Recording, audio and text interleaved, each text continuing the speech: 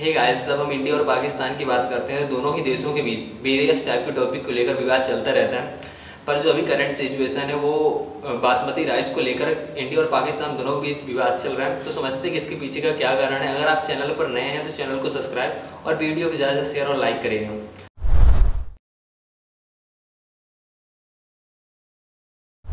Basmati rice चावल की एक उन्नत किस्म है।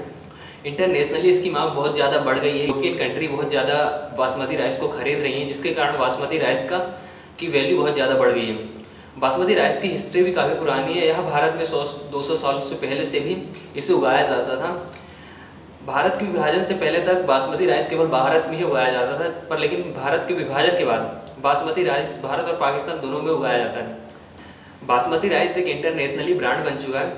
बहुत सारी कंट्री बासमती राइस खरीद रही है, जिसके कारण इसका दाम लगातार बढ़ता जा रहा है और किसानों को काफ़ी ज़्यादा प्रॉफिट है बासमती राइस को बेचकर। बेसिकली 1990 में एक अमेरिकन फूड कंपनी भारत आई थी। उसने भारत में कुछ दिन तक काम किया। इसके बाद उन्होंने भारत से बासमती राइस के बीज लिए और अमेरिका में चली गई। और अमेरिका में जाकर उन्होंने ये कहा कि जो बासमती राइस है वो केवल अमेरिका में उगता है। मतलब जो अमेरिका के किसान है वो बासमती राइस उगाते थे, इसलिए अमेरिका को GI टैग मिल जाना चाहिए बासमती राइस के लिए। थैंकफुली इस समय इंडियन गवर्नमेंट ने इसका विरोध किया और केस हम जीत गए। आगे मैं आपको बताता हूँ कि GI टैग होता क्या है। बेसिकली इसके बाद इंडियन गवर्नमेंट को ये समझ में आ गया कि जो भारत की यूनिक फूड है उनका रजिस्ट्रेशन करवाना चाहिए, ताकि इंटरनेशनली लोग यह समझ पाएँ कि जो यह फूड है इसका ओरिजिन केवल इंडिया में हुआ था। इसके बाद इंडियन गवर्नमेंट ने बासमती राइस का रजिस्ट्रेशन किया और नेशनल GI टैग दिया।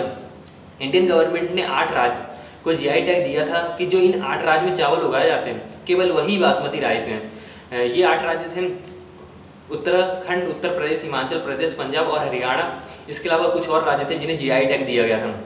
इन 8 राज्यों को भी केवल GI टैग दिया था। अब ऐसा नहीं है कि कोई मध्य प्रदेश से किसान आता है, उसने हरियाणा से बासमती राइस के बीज लिए और बीज खरीदने के बाद वो मध्य प्रदेश वापस जाता है और मध्य प्रदेश में बासमती को बोता है और बोलता है कि ये जो मैंने चावल उगाया है ये बासमती राइस है, और बासमती राइस को बेचना चालू कर देता है। तो ऐसा बिल्कुल नहीं है। अगर वो बासमती को मध्य प्रदेश में भी उगाता है तो बासमती राइस उसे नहीं कहेंगे, क्योंकि मध्य प्रदेश को GI टैग बासमती राइस के लिए नहीं मिला है। तो जो मध्य प्रदेश में बासमती राइस उगाया जा रहा है उसे किसी और नाम से बेचा जा सकता है, पर उसे बासमती नहीं कहा जा सकता। किसी फूड को GI टैग दिया जाता है तो वो फूड केवल उसी स्थान पर उगाया जाता है, किसी और स्थान पर उसे उगाया नहीं जा सकता। मैंने आपको पहले ही बताया कि बासमती राइस एक इंटरनेशनली ब्रांड बन चुका है। बहुत सारे कंट्री इसे खरीदती हैं और इसका मूल्य अच्छा बढ़ता जा रहा है। तो क्या हो गया, बहुत सारी कंट्री कोशिश कर रही है बासमती राइस को उगाने के लिए, पर भारत ने लगातार 1000 से ज़्यादा केस बासमती राइस के लिए लड़ा है, ताकि कोई ये देश न कह सके कि जो बासमती राइस है वो उनके देश में उगता है। अब क्या हुआ कि बहुत सारे कंट्री बासमती राइस खरीद रही हैं, तो जो सबसे ज़्यादा बासमती राइस खरीदता है वो यूरोपियन यूनियन है। यूरोपियन यूनियन में 23-24 देश आते हैं, जैसे फ्रांस, इटली, जर्मनी जैसे बहुत सारे देश हैं। ये विकसित देश हैं। ये अपने खाद्य सामग्री पर खासा ध्यान रखते हैं, इसलिए इन्होंने 2017 में एक रूल पास किया कि जो यूरोपियन यूनियन में खाद्य सामग्री दूसरे देशों से मंगाई जाती है उसमें पेस्टिसाइड की मात्रा को निर्धारित कर दिया जाएगा। बेसिकली पेस्टिसाइड की मात्रा यह है, जो फूड दूसरे देशों से मंगाया जाता है उसमें केमिकल की मात्रा कितनी है। अगर उसमें केमिकल की मात्रा ज़्यादा हुई तो उस फूड को कर दिया जाएगा बैन। तो क्या होगा कि जो भारत से बासमती राइस यूरोपियन यूनियन को बेचा जाता था उसमें जाँच पर जो उसमें केमिकल की मात्रा थी वो थोड़ी सी ज़्यादा थी। तो यूरोपियन यूनियन ने जो बासमती राइस चावल से आता है उस पर लगा दिया बैन। कुछ समय के लिए बैन लगाया गया था, तो पाकिस्तान ने इसका भरपूर फायदा उठाया और पाकिस्तान ने अपना बासमती राइस यूरोपियन यूनियन में बहुत बेचा। पाकिस्तान ने यूरोपियन यूनियन के 2/3 चावल के मार्केट पर कब्जा कर लिया। इससे क्या होगा कि जो भारत का बासमती राइस था वो धीरे धीरे यूरोपियन यूनियन में कम बेचने लग गया। ऐसा नहीं था कि भारत का बासमती राइस बेचता नहीं था। भारत पूरी दुनिया में सबसे ज़्यादा चावल बेचने वाला देश है। भारत चावल बेचकर 7 से 8 बिलियन डॉलर कमाता है और पाकिस्तान केवल 2 बिलियन डॉलर ही कमाता है। और हम बासमती राइस का 65% पूरी दुनिया में बेचते हैं और पाकिस्तान केवल 35% ही बेचता है। यूरोपियन यूनियन के अलावा अफ्रीका और दक्षिण अमेरिका भी बहुत ज़्यादा बासमती राइस खरीदते हैं। अब क्या हुआ कि यूरोपियन यूनियन ने जो भी अपना चावल खरीदने का 2/3 हिस्सा था वो केवल पाकिस्तान से ही मंगाते थे और वो बासमती राइस से ही मंगाते थे पाकिस्तान से।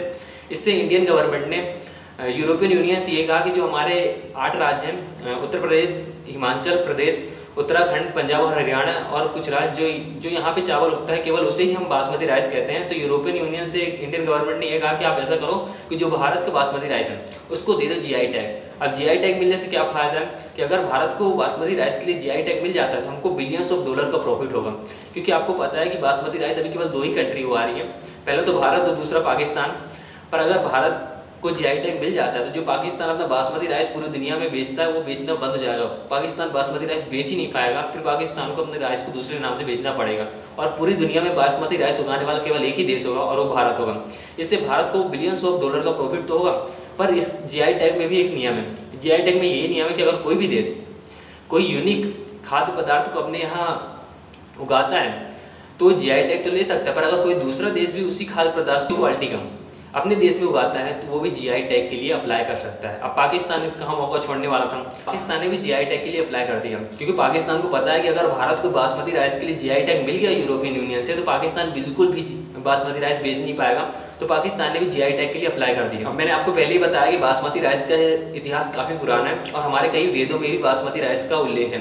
तो प्रोबेबिलिटी ये है कि भारत को ही जीआई टैग मिलेगा, पर पाकिस्तान ने अप्लाई किया है तो हो सकता है कि इसमें ज़्यादा समय लग जाए, क्योंकि दोनों देशों के बीच बासमती राइस को लेकर डिस्प्यूट है और इससे भी पाकिस्तान को काफ़ी लॉस होगा। तो इंटरनेशनली कोर्ट में भी जा सकता है बासमती राइस को लेकर। तो आपको ये वीडियो कैसी लगी? अगर अच्छी लगी हो तो वीडियो को लाइक और चैनल को सब्सक्राइब करना मत भूलिएगा। Thank you guys.